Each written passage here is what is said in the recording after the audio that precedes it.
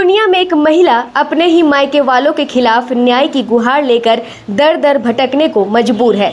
कभी थाना, कभी कोर्ट तो कभी जिलाधिकारी कार्यालय। इंसाफ की उम्मीद में महिला लगातार अधिकारियों के चक्कर लगा रही है, लेकिन अब तक उसे न्याय नहीं मिल पाया है।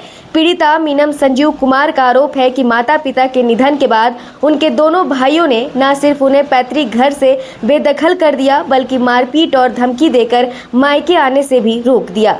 महिला का कहना है कि जब उन्होंने पैतृक संपत्ति में अपना कानूनी हिस्सा मांगा तो भाइयों ने फर्जी हस्ताक्षर कर जालसाजी तक कर डाली। पीड़िता ने बताया कि उनकी मां करीब 7 वर्षों तक गंभीर रूप से बीमार रहीं, जिनकी सेवा उन्होंने पूरी निष्ठा से की। इतना ही नहीं, मां के निधन के बाद श्राद्ध कर्म का पूरा खर्च भी उन्होंने खुद उठाया, लेकिन मां के गुजरते ही भाइयों का व्यवहार बदल गया। महिला का आरोप है कि भाइयों ने गाली गलौज कर उन्हें घर से भगा दिया और यहां तक कि बिजली का कनेक्शन भी काट दिया ताकि वे घर में ना रह सके। अब पीड़िता न्याय और अपने अधिकार की लड़ाई लड़ रही है। भावुक होकर महिला ने सवाल उठाया, क्या मायके की संपत्ति पर सिर्फ भाइयों का ही अधिकार है? क्या बेटियों के लिए कानून नहीं बना है?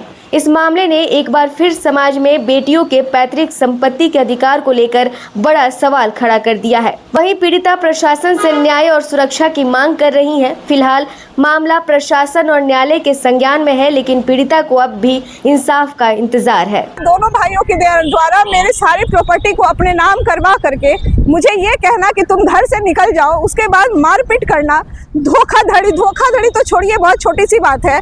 मुझे मेरे हस्बैंड को मारने की कोशिश, मुझे मेरी बेटी होते हुए भी संतानहीन कहने की बात, क्योंकि वो लड़की है, वो लड़की है तो लड़की को क्या अधिकार नहीं है? जब सुप्रीम कोर्ट ने अधिकार दे रखा है तो आम जनता इस चीज को क्यों नहीं एक्सेप्ट करती है? तो मेरा यही कहना है, सरकार से कह रही हूँ, मैं आम पब्लिक से कह रही हूँ, आप सभी से कह रही हूँ कि क्यों बेटी को अधिकार नहीं है। क्या हुआ था आपके साथ? मेरे साथ मुझे रात के 10 बजे मुझे घर से निकाला गया। एक तो सारी चीज पे उन्होंने अपना कब्जा कर लिया।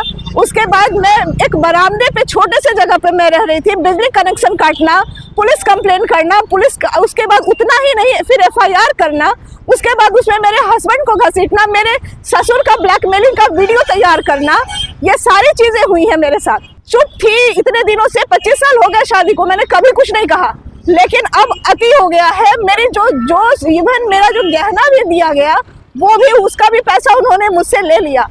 तो क्या मांग कर रही हैं आप? मैं बस यही मांग कर रही हूँ कि वो जगह। दिशांगंज में शुरू हो रहा है कुछ नया। स्ट्रॉन्ग कॉन्सेप्ट्स, एक्सपीरियंस्ड फैकल्टी और क्वालिटी एजुकेशन के साथ Shri Janya classes, a place to unlock your potential. Admissions open. Batch starting from 10th May 2026. Call now.